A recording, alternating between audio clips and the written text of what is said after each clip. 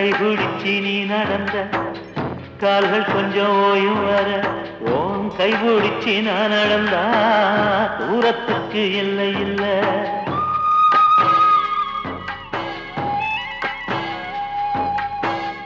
என் மடியில் நீ உறங்கு அலுப்பு தீரும் வர ஓ மடியில் நான் இருப்பேன் என் வாழ்க்கை தீரும் வர.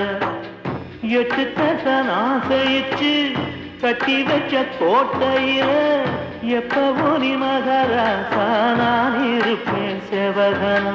நீ இருந்தா போதும் என்னோட ஒரு மலையில கூட நான் சுமப்பேன் தோளில் தன்னால.